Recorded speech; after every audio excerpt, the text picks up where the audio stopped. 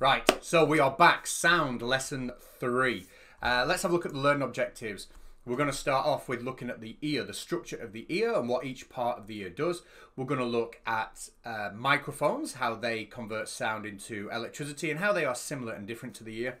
And then we're going to finish off with looking at what is meant by the term hearing ranges and how that can be different for different animals. The bulk of the lesson is going to be focused on this image, so I'll leave this on screen while I'm talking. And not only are we going to learn what the different parts of the ear are, but we're also going to learn about how the path that sound takes, it travels through the ear.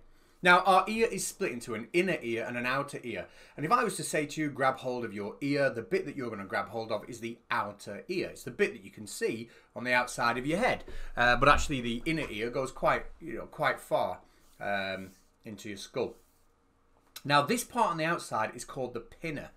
And if I just hover my mouse over it here, what is the job of this part of the ear? Well, it's big for a reason. When a sound wave travels through the ear, we want to collect those vibrations. You know, think about a satellite dish. If we've got a bigger dish, we're going to collect more of those radio waves as they travel towards a dish. If we've got a bigger ear, bigger surface area, we're going to collect more of those vibrations. Now, those vibrations, the job of the pinna is to direct those vibrations into the hole. So when you're cleaning your ear or sticking your fingers in your ear, that's where we want the sound to go. So the vibrations in the pinna, the outside bit, can direct those vibrations into what we call the ear canal. And obviously the bigger the ear on your head, the better you're going to be at doing that. So the ear canal is literally just a tube. You can see it here. And the sound, the vibrations will pass down the ear canal until they reach a dead end. Now, at that dead end is like a little membrane. We call that the eardrum. You'll have heard of the term eardrum, and we'll talk about what can go wrong with the eardrum later on. But your eardrum is literally a tight piece of membrane, okay? Not skin, but you can think of it that way if you want, but it's a tight piece of membrane, and it will vibrate. And it will vibrate because the sound waves are making it vibrate. But as it vibrates, it bangs onto these little bones here, okay? And there are 3 of these bones. And you can go on the internet and you can look up the names of those. We often call them the hammer, anvil, and stirrup, but they've got some scientific names as well. So see if you can go and find what they are. Now, the job of these little bones is to amplify those vibrations. When the eardrum starts to vibrate, they cause the first of those 3 bones to vibrate, which causes the next one to vibrate, and then the third one, and those vibrations get bigger as they go through the bones. So it's like an amplification system.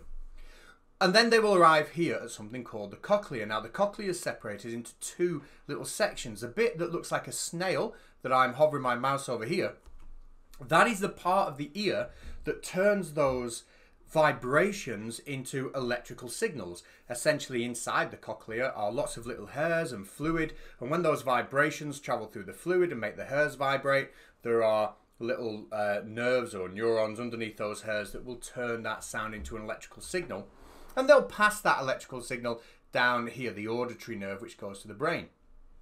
This part here, the semicircular canals, not really to do with hearing. They are to do with your balance. When you start spinning around and make yourself get dizzy, there's lots of fluid in these. And the way that those fluids move when we tilt our head or do a handstand, it helps us recognize what our orientation is. Are we upside down? Are we leaning to the side? But when we spin and spin and spin and we get those fluids spinning out of control, it makes us feel very dizzy and very sick. So the path that the sound would take is it would either go straight into the ear canal or be absorbed by the pinna and be directed to the ear canal. Then it would hit the eardrum, which will vibrate the 3 bones behind it, which causes the fluid in the cochlea to vibrate, which turns it into an electrical signal to be sent down the auditory nerve, which goes to the brain so we can perceive it. So what can go wrong with the ear? Well, you may have, in the past, had to have your ears syringed, or you may have gone through periods where your hearing's just not as sharp as it was. It's just it seems a little bit dull, you know, and you've got a lot of wax built up in your ears. Well, if we've got build-up of wax, that blocks the ear canal, and if we try and clean it, you know, and we're sticking those cotton buds down our ear, we can push that wax closer and closer to the eardrum, and once it touches the eardrum can't vibrate as much. the vibrations are far less big, and we get a much duller sound. And if we get too much wax in the ear canal, then we can stop those vibrations altogether. So syringing our ears can clean that out. So you might wonder, well, why do we have earwax in the first place if it damages our hearing? Well, the reason we've got earwax is it's a protective system.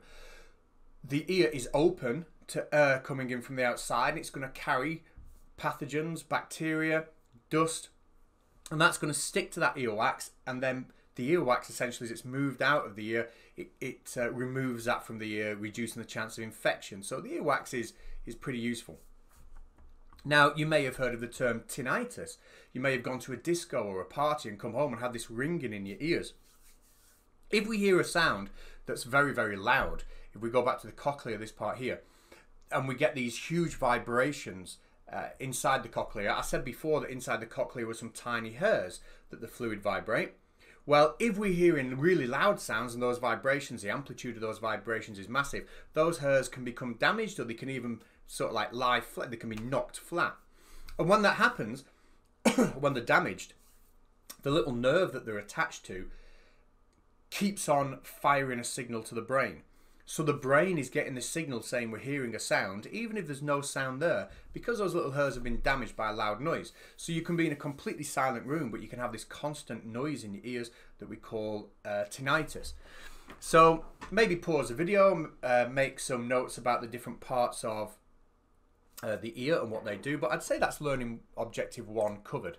If we go to the microphone, the similarities and differences, well, I suppose this part here would do the job that the pinner does.